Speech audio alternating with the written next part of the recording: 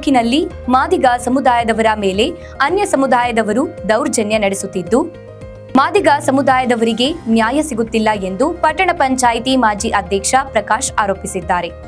ಇಲ್ಲಿ ಯಾವುದೇ ಕೆಲಸ ಕಾರ್ಯಗಳು ನಡೆದೇ ಇರೋದ್ರಿಂದ ನಮ್ಮ ಜನಾಂಗ ಸಾಕಷ್ಟು ಅನ್ಯಾಯಕ್ಕೊಳಗಾಗ್ತಾ ಇದೆ. ಈ ವಿಚಾರವಾಗಿ ನಾವು ಮುಂದೆ ಏನು ಮಾಡಬೇಕು ಅಂತಕ್ಕಂಥ ವಿಚಾರದ ಬಗ್ಗೆ ಸಮಾಲೋಚನೆ ಮಾಡಿ ಮೇಲಾಧಿಕಾರಿಗಳಾಗಿರ್ತಕ್ಕಂಥ ಸರ್ಕಲ್ ಇನ್ಸ್ಪೆಕ್ಟರ್ನ ಇವತ್ತು ಭೇಟಿ ಮಾಡಿದ್ವಿ. ನಿನ್ನೆ ತಾನೇ ಬಿಜಿಕೆರೆಯಲ್ಲಿ ಒಂದು ದೊಡ್ಡ ಗುಂಪು ಘರ್ಷಣೆ ನಡೆದು ಸಾಕಷ್ಟು ಜನ ಹಾಸ್ಪಿಟ್ಲಿಗೆ ಅಡ್ಮಿಟ್ ಆಗಿರ್ತಕ್ಕಂಥ ವಿಚಾರ ಆಗಿರ್ಬೋದು. ಮೊನ್ನೆ ಓಬೆನಹಳ್ಳಿಯಲ್ಲಿ ಬೊಗಲಹಳ್ಳಿಯಲ್ಲಿ ನಡೆದಿರ್ತಕ್ಕಂಥ ಒಂದು ಕರೆಂಟ್ ದುರಂತ ಆಗಿರ್ಬೋದು.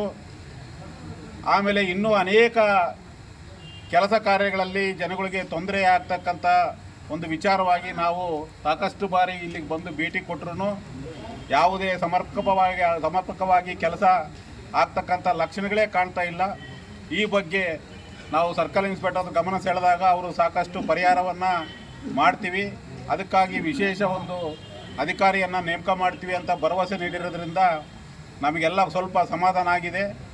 ಆದ್ದರಿಂದ ಕೂಡಲೇ ಇಲ್ಲಿರ್ತಕ್ಕಂಥ ಎಲ್ಲ ವಿಚಾರಗಳನ್ನು, ಹಳೆ ಕಂಪ್ಲೇಂಟ್ಗಳನ್ನು, ಹಳೆ ಫಿರ್ಯಾದಿಗಳನ್ನು ಕೂಡಲೇ ಪರಿಶೀಲನೆ ಮಾಡಿ ಮೊಳಕಾಲ್ಮೂರು ತಾಲೂಕಿನ ಮಾದಿಗ ಜನಾಂಗಕ್ಕೆ ನ್ಯಾಯ ಒದಗಿಸೋದ ವಿಚಾರದಲ್ಲಿ ಈ ಪೊಲೀಸ್ ಇಲಾಖೆ ಅಧಿಕಾರಿಗಳು ಕ್ರಮ ಕೈಗೊಳ್ಳಬೇಕು ಅಂತಕ್ಕಂಥ ವಿಚಾರವನ್ನು ನಾವು ಇವತ್ತು ಆಗ್ರಹ ಪಡಿಸ್ತಾ ಇದ್ದೀವಿ.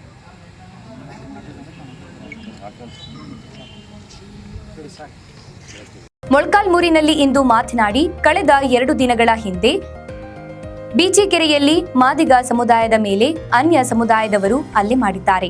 ಹಲ್ಲೆಗೊಳಗಾದವರು ಪೊಲೀಸ್ ಠಾಣೆಗೆ ಅಲೆದಾಡುತ್ತಿದ್ದಾರೆ. ನ್ಯಾಯ ಕೊಡಿಸುವಲ್ಲಿ ಪೊಲೀಸರು ವಿಫಲರಾಗಿದ್ದಾರೆ ಎಂದು ಆರೋಪಿಸಿದ್ದಾರೆ.